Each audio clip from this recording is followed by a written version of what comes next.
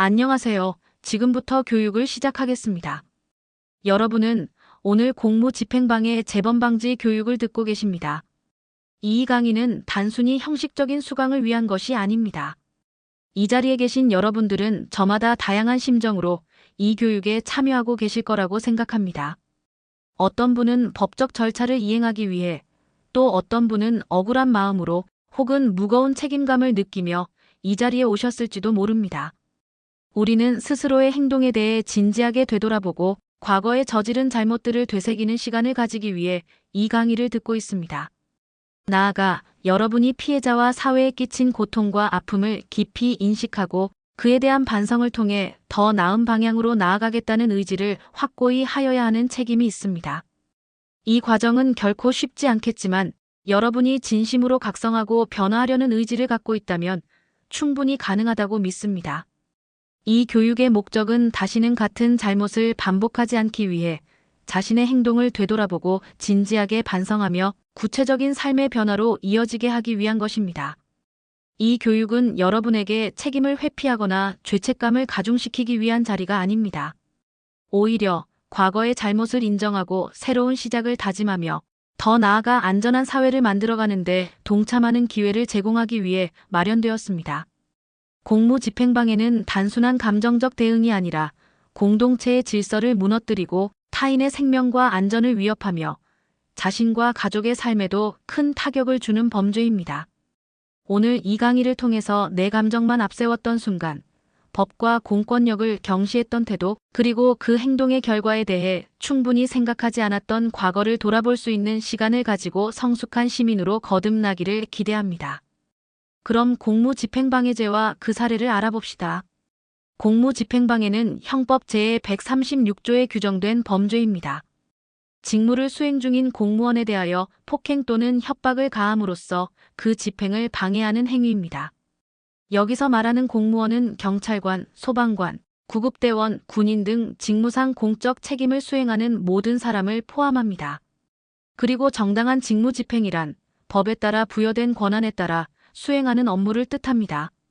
즉 공무원이 법에 따라 행정, 단속, 구조, 질서 유지 등 공적인 역할을 수행하고 있을 때 이를 폭언, 폭행, 협박, 신체 접촉, 위협적인 언행 등으로 방해하거나 중단시키는 행위는 모두 공무집행방해죄에 해당합니다. 예를 들어볼까요? 첫 번째는 음주 상태에서 경찰의 정당한 단속에 욕설과 폭행을 가한 경우입니다. A씨는 교통단속 중 정차하라는 경찰의 지시에 화가 나 왜 나만 잡느냐며 고성을 지르고 욕설을 퍼부었습니다. A씨는 그날 일이 안 풀려서 예민했다고 말했지만 결국 공무집행방해로 기소되었습니다. 화가 났을 수는 있지만 행동은 책임져야 했습니다. 두 번째는 민원 응대 중인 공무원에게 고의로 위협적인 언행을 한 경우입니다. B씨는 구청 민원실을 방문해 부동산 관련 서류 처리 지연에 대해 항의하던 중 응대하던 공무원에게 다음과 같은 말을 하며 큰 소리로 고함을 질렀습니다. 내가 누군지 알아. 이딴 식으로 일 처리하면 가만 안 둔다. 사람 하나 잡고 싶냐? 너네가 공무원이면 다야. 나도 가만히 안 있을 거니까 각오해. 공무원은 침착하게 응대하려 했지만 B씨는 책상을 손바닥으로 내려치고 들고 있던 서류를 상대 공무원에게 집어던졌습니다. 현장에 있던 다른 민원인들도 위협을 느낄 정도였습니다. 세 번째 사례입니다. 구급대원이나 소방관의 구조활동을 방해한 경우입니다. C씨는 가족이 위급한 상황에서 구급대원이 빨리 도착하지 않았다며 구조활동 중이던 대원에게 지금 장난하냐며 밀치고 소리를 질렀습니다. C씨는 가족을 걱정하는 마음 때문이라 말했지만 물리적 접촉은 명백한 방해로 인정되었습니다. 이러한 행위는 단순한 분노 표출이 아닙니다. 공공의 안전과 질서를 훼손하는 범죄 행위입니다. 폭력은 절대 용납되지 않습니다. 이러한 행위는 단순히 한 사람에 대한 무례를 넘어 국가 공권력의 정당한 집행을 방해하고 사회 전체의 질서와 안전에 위협이 되는 중대한 범죄입니다. 또한 공무집행방해는 개인 간 다툼과는 다르게 국가를 상대로 범죄를 저지른 것으로 간주되기 때문에 더 무겁게 처벌됩니다. 나는 왜 그때 그런 행동을 했을까요? 이 질문은 매우 중요합니다.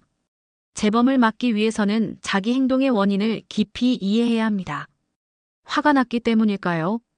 자신의 감정을 통제하지 못했기 때문일까요? 우리는 화가 날 수 있습니다. 하지만 그 감정을 어떻게 표현하느냐가 바로 개인의 성숙함과 책임감을 보여주는 기준이 됩니다. 그때 침묵하거나 자리를 피할 수도 있지 않았을까요?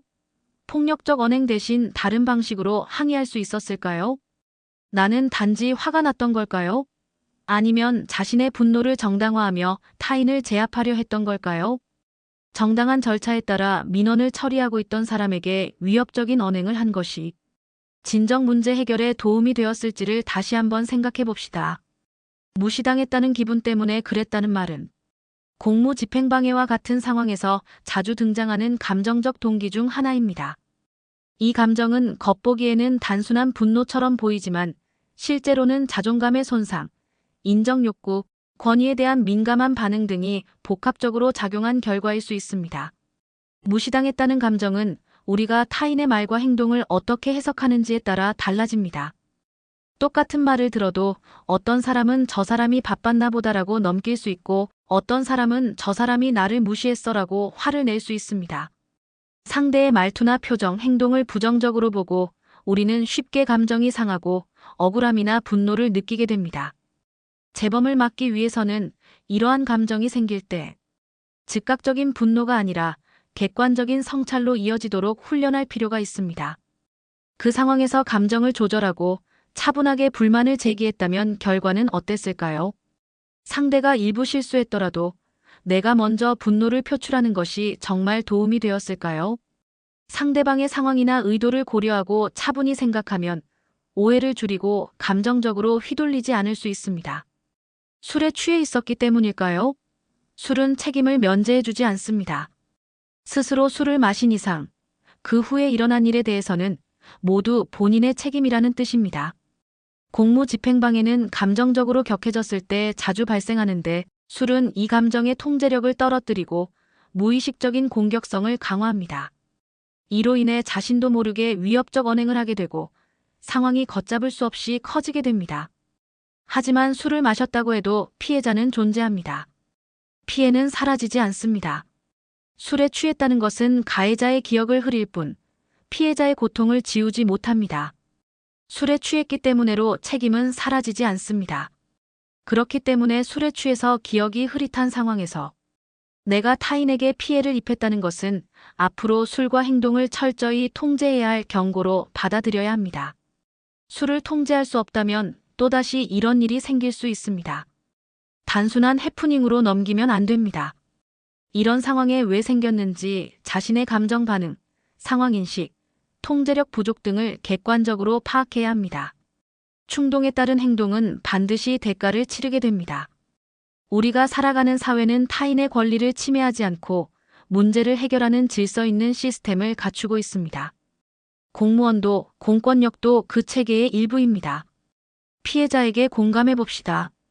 공무집행을 하던 경찰관, 소방관, 구급대원, 공무원들도 한 사람의 시민이며 직무를 수행하는 노동자입니다. 그들은 폭언과 폭행에 노출되며 육체적, 정신적 고통을 겪습니다. 시민을 돕기 위해 현장에 출동하거나 법과 절차에 따라 일을 처리하는 과정에서 부당한 폭언과 위협, 때로는 신체적 폭력을 당하게 되면 공무원은 내가 지금 존중받지 못하고 있다. 내가 왜 이런 대우를 받아야 하나라는 감정에 휩싸이게 됩니다. 네가 뭔데 나한테 이래라 저래라야. 공무원이면 다냐. 이런 말들은 단순한 불만 표현을 넘어 그 사람의 존재 자체를 부정하고 비하하는 언행입니다. 직무에 대한 회의감을 겪기도 합니다. 이는 단순히 일이 힘들다는 불평이 아닙니다. 자신이 하고 있는 일의 존재 이유와 정체성 자체에 대한 의문을 가지게 되는 심각한 상태입니다. 공무원은 시민을 돕고 질서를 지키며 사회에 기여하기 위해 일합니다. 하지만 그런 자신에게 욕설과 비난, 폭력이 돌아올 때 자신의 모든 행동이 부정당한 느낌을 받습니다. 공무원들은 본래 시민을 돕고 지키기 위한 역할을 수행합니다. 하지만 이러한 업무 수행 중 폭언, 욕설, 물리적 공격 등 비인간적인 대우를 받을 경우 그 충격은 예상보다 훨씬 더 심각하게 남습니다. 공무원이 일터에서 모욕당하고 위협받고 상처받고 있다는 사실은 단순히 개인의 피해로 끝나는 문제가 아닙니다. 이는 곧 우리 사회의 질서와 안전망이 근본부터 흔들리고 있다는 심각한 경고입니다. 공무원은 행정의 최전선에서 국민과 직접 마주하는 역할을 하며 사회의 기본적 운영과 질서를 유지하는 중요한 축입니다. 하지만 그들이 민원 대응 과정에서 폭언과 폭력, 위협에 시달린다면 그들의 심리적 피로감과 직무 스트레스는 물론이고 공공 서비스를 제공하는 시스템 자체가 약화될 수밖에 없습니다. 더 나아가 공무원이 두려움 속에서 일하게 되면 적극적이고 책임 있는 행정보다는 소극적이고 방어적인 태도로 바뀌게 되고 이는 곧 국민이 받는 서비스의 질 저하로 이어집니다. 결국 피해는 우리 모두에게 돌아오는 것입니다. 공무원을 보호하고 존중하는 것은 단지 그들을 위한 일이 아니라 공공질서와 사회 안정, 그리고 나와 내 가족의 삶의 질을 지키기 위한 공동체 전체의 책임입니다. 따라서 우리는 공무원에게 가해지는 부당한 언행과 위협을 가볍게 여겨서는 안 됩니다. 중심을 지키는 기둥을 무너뜨리는 행위와 다름없으며 장기적으로는 우리 모두의 삶에 직접적인 영향을 미치게 됩니다. 지금 우리가 이 문제의 심각성을 인식하고 존중과 책임의 태도로 바뀌지 않는다면 결국 우리 사회는 신뢰와 질서를 잃어버리게 될 것입니다. 다음은 술에 대하여 생각해 봅시다. 술을 마셨다. 스트레스가 많았다. 분노했다는 것으로 정당화되지는 않습니다. 스트레스를 못 이겼다는 변명은 심지어 재범 가능성이 있다는 이야기일 수 있습니다. 순간의 감정이나 상태가 행동을 규명하는 합리적인 이유가 될 수 없다는 점을 인식해야 합니다. 이런 변명은 자신의 책임을 회피하려는 시도일 뿐입니다. 술이나 스트레스, 분노가 행동에 영향을 미칠 수는 있지만 결국 인간은 그 상황에서 스스로의 선택을 할 수 있는 능력을 가지고 있습니다. 기억이 나지 않는다는 말은 죄책감을 덜고 싶을 때 흔히 사용됩니다. 하지만 그 순간의 기억을 잃었다고 해서 그 책임이 사라지는 것은 아닙니다. 심지어 이는 재범의 위험성을 더 크게 내포하는 발언일 수 있습니다. 감정적 충동에 의해 행해진 행동은 그만큼 다시 반복될 위험이 크기 때문입니다. 그리고 이런 상황을 제대로 인식하고 통제하지 못하면 향후 또다시 비슷한 상황에서 같은 실수를 반복할 수 있습니다. 따라서 스트레스나 분노로 인한 감정적 반응은 그 자체로 상황을 설명할 수 없으며 감정과 행동을 제어할 책임은 본인에게 있다는 점을 명확히 해야 합니다. 이는 단순히 법적 책임을 넘어서 본인의 삶과 주변 사람들에게 미치는 영향도 모두 본인에게 책임이 있다는 것을 깨달아야 합니다. 책임 있는 시민이라면 자신의 감정, 행동, 습관을 스스로 조절할 수 있어야 합니다. 자신의 감정, 행동, 습관을 스스로 조절할 수 있어야 한다는 점은 매우 중요합니다. 자신의 내면을 성찰하고 감정의 흐름을 통제하며 상황에 맞는 적절한 행동을 선택하는 능력을 갖추는 것이 필요합니다. 예를 들어 분노나 스트레스를 느낄 때 이를 즉각적으로 표출하거나 행동으로 옮기는 대신 자신을 진정시키고 상황을 객관적으로 판단할 수 있는 능력을 길러야 합니다. 행동 역시 마찬가지입니다. 순간의 감정에 따라 무모하거나 충동적인 결정을 내리는 것은 결국 자신뿐만 아니라 타인에게도 피해를 줄 수 있습니다. 책임 있는 시민은 자신의 행동이 공동체에 미치는 영향을 고려하며 자신이 선택한 행동에 대해 책임을 질 줄 아는 사람입니다. 결국 책임 있는 시민이라면 자기 감정이나 행동을 남에게 돌리거나 외부 상황에 탓하지 않고 스스로 제어하며 책임질 수 있어야 합니다.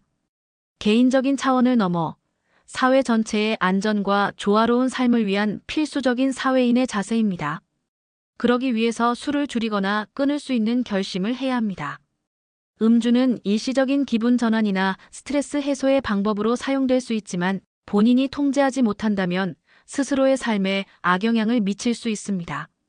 술을 줄이거나 끊겠다는 결심은 단순한이 아닙니다.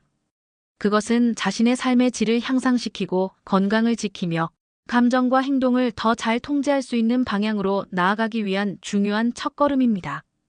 자신의 음주 패턴을 정확히 인식하고 술이 자신에게 미치는 영향을 솔직하게 돌아봅시다. 술을 마시고 통제가 어렵다면 술을 마시지 않는 결심을 해야 합니다. 이 결심을 실천하기 위해서는 일관성 있는 노력과 자기 통제력이 필요합니다. 술을 끊거나 줄이는 과정에서 어려움이 있을 수 있지만 이러한 변화는 결국 더 나은 삶을 위한 선택입니다. 술을 줄이고 술을 마시는 대신 건강한 대체 활동을 찾아봅시다. 운동, 취미 활동, 게임, 가족과의 시간, 친구들과의 대화 등이 술을 대체할 수 있는 긍정적인 방법이 될 수 있습니다. 이 결심은 자신의 삶에 대한 책임감을 보여주는 행동입니다. 술을 줄이거나 끊는 결심을 함으로써 자신과 주변 사람들에게 더 나은 영향을 미칠 수 있습니다. 또한 이러한 결단은 단지 음주 습관을 바꾸는 것에 그치지 않고 자신을 더 잘 이해하고 자기 통제력을 키워가는 과정입니다. 이는 결국 더 건강하고 행복한 삶을 위한 중요한 발걸음이 될 것입니다. 화가 났을 때는 어떻게 해야 할까요? 감정은 우리가 겪는 여러 상황에서 자연스럽게 생기는 반응이지만 그 감정을 어떻게 다루느냐가 중요합니다. 특히 화가 나면 순간적인 감정에 의해 판단력이 흐려지거나 불필요한 언행으로 상황을 더 악화시킬 수 있습니다. 화가 났을 때 일단 즉각적인 반응을 삼가고 잠시 멈추는 것이 중요합니다. 순간적으로 분노가 치밀어 오를 때 그 감정을 쏟아내거나 폭발시키기보다는 잠시 한 발 물러서서 자신을 진정시키는 시간을 가져야 합니다. 깊게 숨을 쉬거나 잠시 자리를 피해서 마음을 가라앉히는 것도 좋은 방법입니다. 이렇게 감정을 잠시 멈추고 상황을 객관적으로 바라볼 시간을 갖는다면 그 후에는 더 신중하고 이성적인 결정을 내릴 수 있습니다. 화가 났을 때 상황을 더 나빠지게 하지 않고 차라리 내가 숨을 돌리고 침착하게 판단을 할 수 있도록 해야 합니다. 침착함을 유지하려면 자신의 감정을 바로 인식하고 그 감정이 왜 일어났는지를 돌아보는 것도 도움이 됩니다. 왜 내가 이렇게 화가 났지? 또는 이 상황을 어떻게 해결할 수 있을까? 질문을 던져보는 것만으로도 감정을 더 잘 다룰 수 있습니다. 화를 내는 것이 아니라 해결책을 찾으려는 노력으로 마음을 돌리는 것이 중요합니다. 이렇게 화를 잠시 가라앉히고 침착하게 상황을 판단하는 것은 단순히 순간적인 갈등을 피하는 데 그치지 않습니다. 이는 장기적으로 더 건강한 감정 관리와 대인 관계를 유지하는 데 중요한 역할을 합니다. 화를 잘 다스리면 더 강한 자신감을 가지게 되고 어려운 상황에서도 성숙하게 대응할 수 있게 됩니다. 결국 화를 제어하는 것은 자신을 더 잘 이해하고 자기 통제력을 키워나가는 과정이라 할 수 있습니다. 스트레스를 어떻게 관리해야 할까요? 스트레스를 건강하게 푸는 습관을 가져야 합니다. 현대 사회에서 스트레스는 불가피하게 우리 삶의 일부가 되었습니다.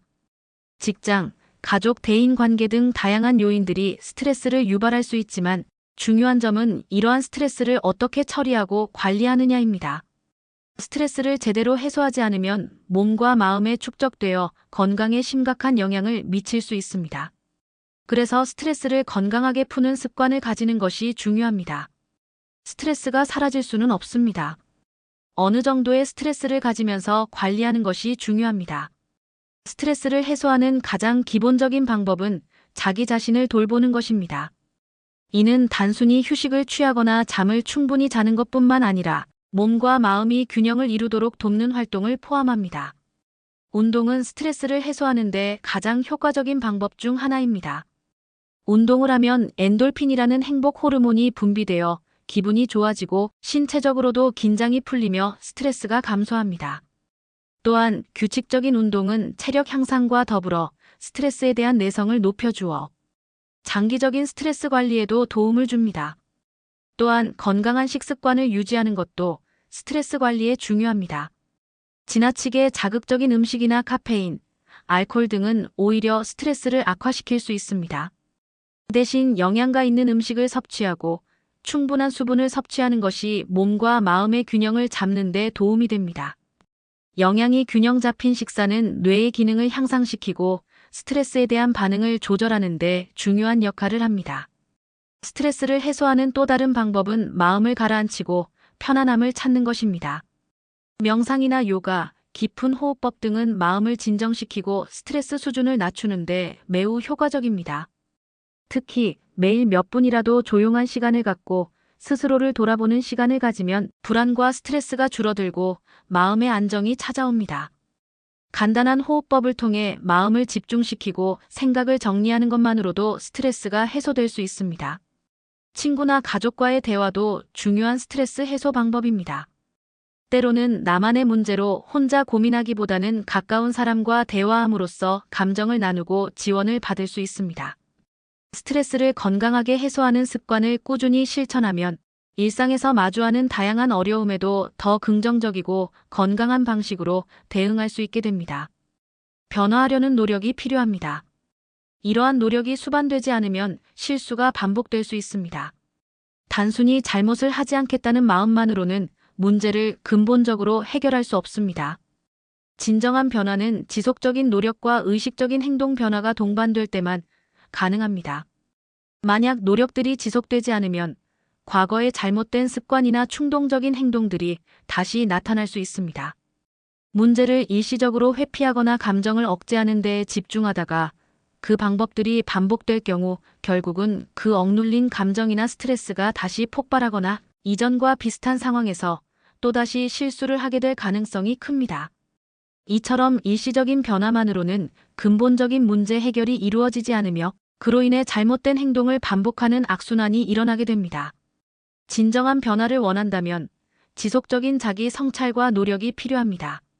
자신의 감정을 잘 조절하는 법을 배우고 특정 상황에서 어떻게 반응할지에 대해 미리 준비하는 등 감정 관리와 자기 통제를 위한 훈련이 꾸준히 이루어져야 합니다. 또한 감정적인 문제나 스트레스가 다시 발생할 때 그것을 건강하게 해소하는 방법을 익히고 실천해야 합니다. 이러한 과정이 반복되어야만 과거의 실수를 반복하지 않고 새로운 패턴으로 나아갈 수 있습니다. 변화는 즉각적으로 일어나지 않으며 그 과정에서 자주 실패할 수도 있습니다. 그러나 그 실패를 단지 실패로 끝내지 않고 다시 일어나 계속해서 노력을 기울이는 것이 중요합니다. 재범을 방지하기 위한 노력은 단기적인 목표가 아니라 장기적으로 지속되어야 하는 중요한 과정입니다. 지속적인 노력과 변화를 위한 의지가 없다면 그 어느 때나 재범은 다시 일어날 수 있다는 점을 인식해야 합니다. 내가 감당해야 할 것들 생각해 봅시다. 공무집행방해로 인해 내가 잃은 것이 얼마나 클까요? 법적인 기록으로 인한 사회적 불이익이 있을 수 있습니다. 내가 다시 사회에 적응하거나 직장에서 기회를 얻거나 개인적인 신뢰를 회복하는 데 큰 장벽이 될 수 있습니다. 법적인 기록은 내가 앞으로 살아가며 맞닥뜨려야 할 여러 상황에 영향을 미칩니다. 직장과 가족관계의 악화가 수반되기도 합니다. 사회적 불이익도 큽니다. 공무집행방해는 사회적으로 매우 부정적인 시선을 받는 범죄입니다. 내가 이 사건으로 처벌을 받으면 사회에서의 이미지나 신뢰도가 크게 훼손될 수 있습니다. 이는 나의 인간관계에도 영향을 미칩니다. 경제적 손실도 있죠. 벌금, 손해배상, 변호사 비용 등은 내가 감당해야 할 금전적인 부담입니다. 이와 더불어 형사처벌을 받게 되면 금전적인 부담은 더 커질 수 있습니다. 더 중요한 점은 내가 공무집행방해와 같은 범죄를 저지른 결과로 내가 사회에서 얻었던 신뢰나 존경을 잃을 수 있다는 것입니다. 한 번의 실수로 그동안 쌓아온 명예나 신뢰가 무너질 수 있으며 이를 회복하는 데 오랜 시간이 걸릴 수 있습니다. 나아가 법적인 처벌을 받으면 그로 인해 정신적인 압박이나 스트레스가 가중될 수 있고 이는 내 삶의 질에 부정적인 영향을 미칩니다. 결국 공무집행방해로 인해 내가 감당해야 할 것은 단순한 법적인 처벌을 넘어 내 인생의 많은 부분에서 심각한 영향을 미칠 수 있습니다. 그러므로 이와 같은 결과를 피하기 위해서는 항상 신중한 행동과 책임감을 가져야 하며 법을 어긴 후에는 그로 인한 결과에 대한 깊은 반성과 책임 있는 자세가 필요합니다. 이런 대가를 치르고도 같은 실수를 반복한다면 그것은 실수가 아니라 습관입니다. 이 강의는 그 습관을 끊기 위한 첫걸음이 되어야 합니다. 자, 이제부터는 재범 방지를 위한 구체적 실천을 생각해 봅시다. 재범을 막기 위해서는 막연한 결심이 아니라 구체적인 행동 계획이 필요합니다. 우선 감정 통제 훈련이 필요합니다. 단순히 다시 범죄를 저지르지 않겠다는 결심만으로는 충분하지 않습니다. 실제로 중요한 것은 그 결심을 실천으로 옮길 수 있는 명확하고 구체적인 계획을 세우는 것입니다. 이를 통해 일상에서 발생할 수 있는 유혹이나 스트레스, 충동적인 감정을 잘 다루는 방법을 체계적으로 준비해야 합니다. 그중 하나가 바로 감정 통제 훈련입니다. 감정은 우리의 행동에 큰 영향을 미칩니다. 특히 화가 나거나 불안하거나 스트레스를 받을 때 감정은 종종 우리의 판단을 흐리게 만들고 충동적인 결정을 내리게 만듭니다. 감정을 잘 다스리지 못하면 순간적인 기분에 휘둘려 다시 잘못된 선택을 할 수 있습니다.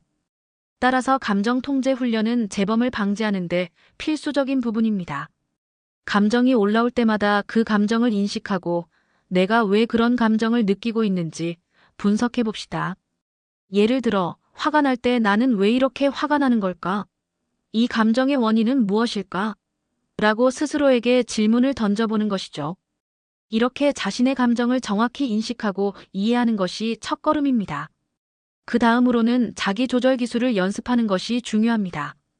화가 난다고 해서 즉시 반응하거나 스트레스를 받았다고 해서 바로 음주나 다른 부정적인 행동으로 이어지는 것은 좋지 않습니다.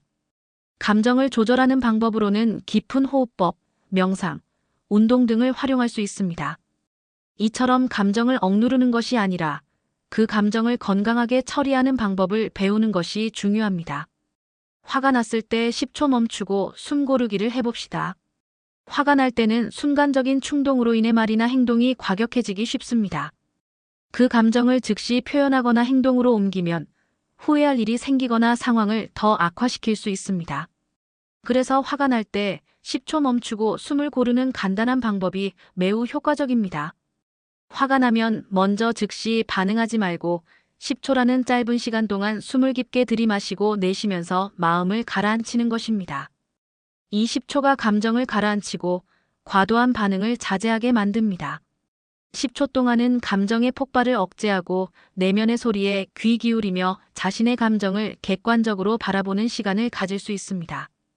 왜 10초가 중요할까요? 10초라는 시간은 너무 짧아서 상황을 잊어버리거나 반응하지 않도록 만들 수 있으며 반면에 너무 길지도 않아서 자칫 감정이 지나치게 억제되거나 답답하게 느껴지지 않습니다. 이 짧은 시간이 감정을 가라앉히고 우리가 순간적인 반응이 아닌 차분한 판단을 내릴 수 있는 여유를 줍니다. 그렇게 되면 화가 난 상황을 더 이성적으로 바라볼 수 있고 과격한 말이나 행동을 하지 않게 됩니다. 이 10초를 활용하는 동안 자신에게 깊은 숨을 들이마시고 내쉬면서 생각을 정리하는 것이 중요합니다. 내가 지금 왜 화가 나는 걸까? 이 감정이 나에게 어떤 영향을 미칠까? 이 상황에서 내가 어떻게 대응하는 것이 가장 나을까? 같은 질문을 자신에게 던지며 감정의 원인과 그에 대한 적절한 대응 방안을 찾는 시간을 가집니다. 또한 10초 후에 반응을 하게 되면 감정이 폭발하는 대신 더 이성적인 방식으로 대처할 수 있게 됩니다. 예를 들어 화가 난 상태에서 감정적으로 말하기보다는 차분한 목소리로 사실을 설명하고 상대방과의 대화를 시도할 수 있습니다. 감정이 진정된 후에는 문제를 해결하는 데 더 집중할 수 있고 결국은 더 긍정적이고 건설적인 방향으로 상황을 풀어나갈 수 있게 됩니다. 화가 났을 때 10초 동안 멈추고 숨을 고르는 습관은 순간적인 감정에 휘둘리지 않고 차분하게 상황을 처리하는 능력을 길러줍니다. 이를 반복적으로 실천하면 감정을 보다 효과적으로 관리할 수 있게 되어 장기적으로도 더 나은 대인 관계와 자기 관리를 이룰 수 있습니다. 갈등 상황에서의 대응 전략을 미리 설정해 두는 것도 도움이 됩니다. 특정 상황에서 감정이 격해질 가능성이 높다면 그 상황에서 어떻게 대처할지를 미리 계획해 두는 것입니다. 예를 들어 누군가와 갈등이 생겼을 때는 잠시 자리를 떠난다고 정해두면 그 이후에 마음을 가라앉히고 차분히 대화하는 방법을 생각해 볼 수 있습니다. 이러한 대응 방법을 미리 설정해두면 실제로 그 상황이 닥쳤을 때 덜 혼란스러워하고 감정을 잘 통제할 수 있게 됩니다. 감정을 일기나 메모로 표현하는 것도 도움이 됩니다. 감정을 표현하는 것은 내면의 복잡한 감정들을 외부로 드러내어 스스로를 이해하고 그 감정에 대한 책임을 지는 과정입니다. 특히 화가 났거나 슬프거나 스트레스를 받을 때 주위 사람에게 즉각적으로 내보내지 않고 그 감정을 일기나 메모로 적으면서 돌아보는 것은 스스로를 돌보는 하나의 방법이 될 수 있습니다. 우리가 감정을 일기나 메모로 기록할 때 단순히 오늘 화가 났다는 식으로 끝내지 않고 그 화가 난 이유, 그때의 상황, 그 감정이 나에게 어떤 영향을 미쳤는지 등을 깊이 파고들 수 있습니다. 예를 들어, 오늘 상사에게 지적을 받으니 너무 화가 났다라고 썼다면 왜 그 지적이 나에게 그렇게 큰 감정을 일으켰는지, 그 지적을 통해 내가 느낀 감정은 무엇인지, 그 감정을 어떻게 다루면 좋을지에 대해 생각할 수 있습니다. 이렇게 감정을 기록하며 분석하는 과정은 자신을 더 잘 이해하고 유사한 상황에서 어떻게 반응할지에 대한 학습을 가능하게 합니다. 가까운 사람에게 이야기 나누기는 감정을 처리하는 중요한 방법 중 하나입니다. 혼자서 감정을 억누르기보다는 믿을 수 있는 사람에게 털어놓는 것이 큰 도움이 될 수 있습니다. 그 사람이 내 감정을 이해하고 공감해주면 그 자체로 큰 위로가 되고 상황을 다른 시각에서 볼 수 있게 해줍니다. 오늘 이런 일이 있어서 참 기분이 좋지 않았어 라고 말해보세요. 때로는 내가 느끼는 감정을 담담하게 표현하는 것이 필요하며 이를 통해 감정의 무게를 덜 수 있습니다. 또한 가까운 사람과의 대화는 해결책을 찾는 데 도움이 되기도 하며 상황을 객관적으로 판단할 수 있는 기회를 제공합니다. 감정을 나누는 것은 단지 위로뿐만 아니라 관계를 더욱 깊게 만들고 서로의 이해를 높이는 중요한 과정입니다. 결국 재범을 방지하기 위해서는 감정 통제 훈련을 일상화하고 그 훈련이 자연스럽게 몸에 배도록 하는 것이 중요합니다. 이는 단순히 감정을 억제하는 것이 아니라 감정을 건강하게 다루고 그로 인해 발생할 수 있는 잘못된 행동을 예방하는 데 도움이 됩니다. 이러한 훈련을 통해 점차적으로 더 나은 선택을 할 수 있게 되며 재범의 위험을 크게 줄일 수 있습니다. 술을 줄이거나 끊기 위한 약속도 필요합니다. 오늘은 술을 마시지 않겠다는 결단을 내리고 일상에서 음주를 피하는 습관을 만드는 것이 필요합니다. 그리고 음주 후 사람과의 마찰 우려가 있는 모임은 피하도록 합시다.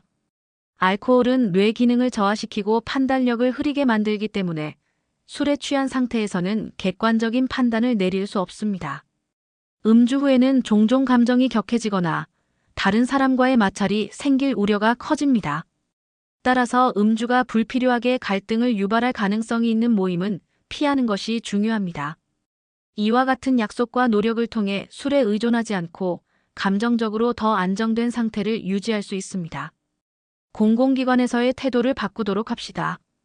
공무원이 나를 무시하는 것처럼 느껴질 때 화를 내지 않고 상대방의 입장에서 이해하려는 태도를 갖는 것이 매우 중요합니다. 감정적으로 반응하면 상황이 악화될 수 있기 때문입니다.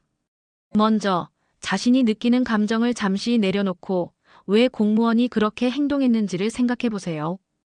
그 공무원이 바쁜 업무 속에서 스트레스를 받고 있을 수도 있고 자신이 처한 상황에서 최선을 다하려는 노력을 하고 있을 수 있습니다. 공무원도 사람이라 실수하거나 때로는 무심한 태도를 보일 수 있지만 그들의 행동을 단순히 무시로 받아들이기보다는 업무의 순서나 공무원의 절차, 그리고 그들이 겪고 있을지 모르는 어려움이나 업무의 압박감을 고려해 보는 것이 중요합니다. 이와 같은 태도는 감정을 진정시키고 불필요한 갈등을 방지하는 데 도움이 됩니다. 상대방의 입장에서 상황을 이해하려는 노력은 대화의 길을 열어주고 문제를 더 차분하게 해결할 수 있는 기반이 됩니다. 예를 들어, 내가 공무원에게 불편함을 느꼈을 때 그들이 나를 무시했다고 생각하기보다는 이 사람도 어려운 상황에 처해 있을 수 있다는 시각에서 대화를 이어가면 서로를 더 잘 이해할 수 있습니다. 그럼으로써 불필요한 감정적 충돌을 피하고 상호 존중을 바탕으로 문제를 해결하는 방향으로 나아갈 수 있습니다. 위기 상황 시 상담을 받을 수 있도록 방법을 찾아둡시다. 법률 상담, 심리 상담, 중독 상담 기관을 이용할 수 있는 방법과 지역 정신건강복지센터 등도 찾아봅시다. 위기 상황에서는 감정적으로나 정신적으로 매우 힘든 상태가 될 수 있습니다. 이럴 때 상담을 받을 수 있는 방법을 미리 준비해 두는 것이 중요합니다.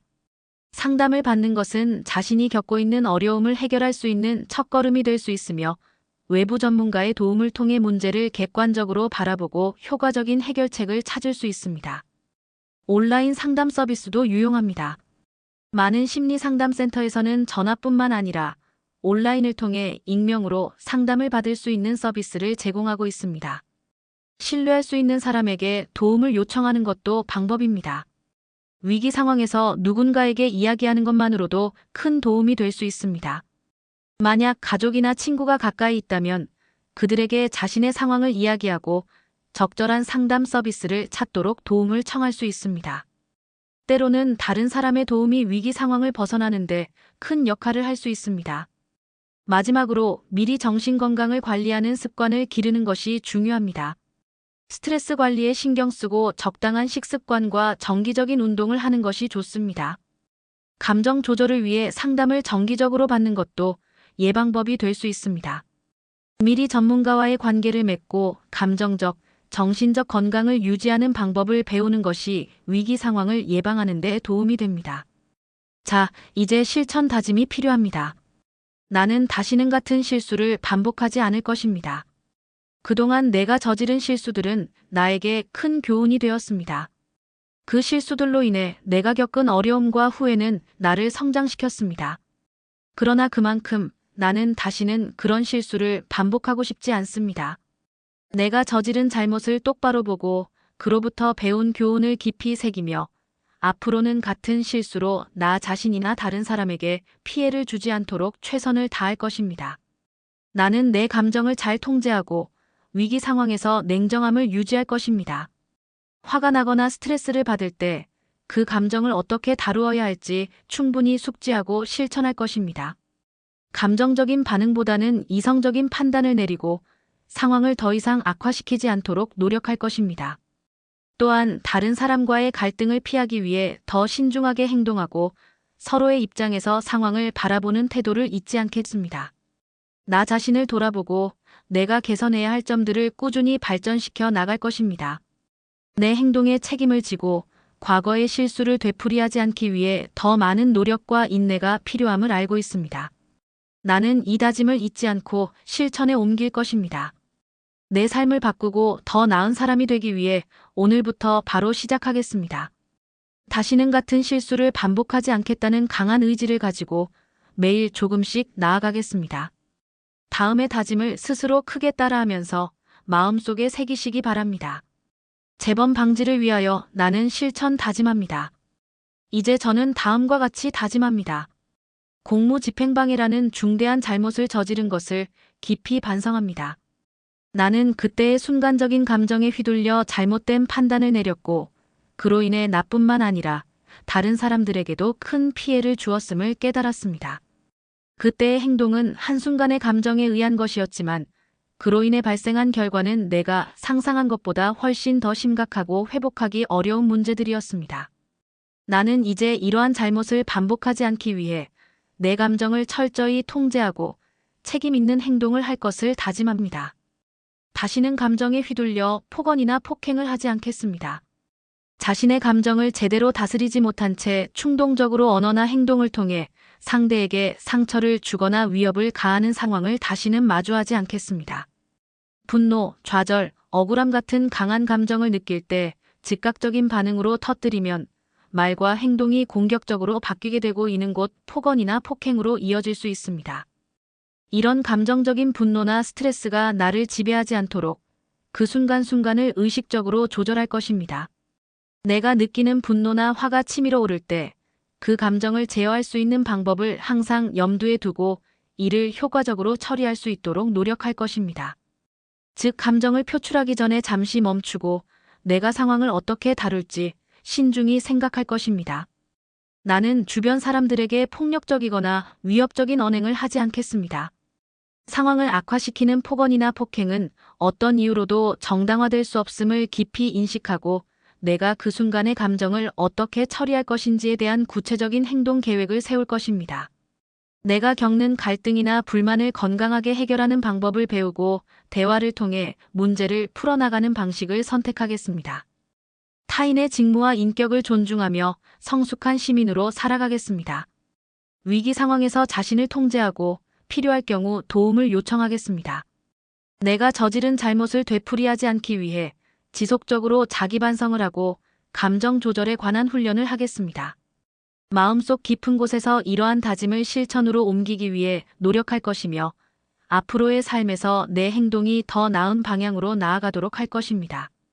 내 감정을 다스리고 사람들과의 관계에서 더 성숙하고 책임감 있는 태도를 가지겠다는 다짐을 결코 잊지 않겠습니다. 다시는 과거와 같은 실수를 반복하지 않기 위해 내가 할 수 있는 모든 노력을 기울이겠습니다. 공무집행을 방해하는 행위가 어떤 피해를 초래하는지 잊지 않겠습니다. 공무집행을 방해하는 행위는 법과 질서를 무너뜨리고 공공의 안전과 사회적 신뢰를 해칩니다. 공무원의 업무 수행을 방해함으로써 사회의 기본적인 기능이 마비될 수 있으며 나아가 나 자신과 다른 사람들에게 심각한 법적, 사회적 불이익을 초래할 수 있다는 점을 절대 잊지 않겠습니다. 나는 과거에 실수했지만 이제는 더 나은 사람으로 변화하겠습니다. 나는 과거에 실수했음을 깊이 반성하고 있습니다. 그 실수로 인해 많은 사람들에게 불편과 피해를 주었고 나 자신에게도 큰 교훈이 되었습니다. 하지만 그로부터 배운 교훈을 바탕으로 이제는 더 나은 사람으로 변화하겠습니다. 나는 감정을 제어하고 더 이성적이고 신중하게 행동할 것입니다. 또한 과거의 잘못을 반복하지 않기 위해 자신을 끊임없이 돌아보고 개선해 나갈 것입니다. 우리는 지금 다짐을 하였습니다. 실수를 잊지 않고 그 경험을 바탕으로 더 책임감 있고 성숙한 사람으로 성장해 나가겠다는 약속을 잊지 말아주시기 바랍니다. 자, 지금까지 공무집행방해 재범 방지를 위한 교육에 함께 해주셔서 감사합니다. 오늘의 강의가 스스로의 행동을 돌아보고 앞으로의 삶을 어떻게 바꿔나갈 것인지 깊이 생각해보는 시간이었기를 바랍니다. 실수는 누구나 할 수 있지만 그 실수를 반복하지 않기 위한 노력은 각자의 책임입니다. 이제는 감정을 조절하고 타인의 입장을 이해하며 건강한 방식으로 갈등을 해결해 나가는 사람이 되어야 합니다. 여러분의 변화가 또 다른 기회를 만들고 더 나은 미래를 여는 출발점이 되기를 진심으로 응원합니다. 다시는 같은 실수를 반복하지 않겠다는 오늘의 다짐을 마음 깊이 새기고 실천으로 이어가시길 바랍니다. 감사합니다.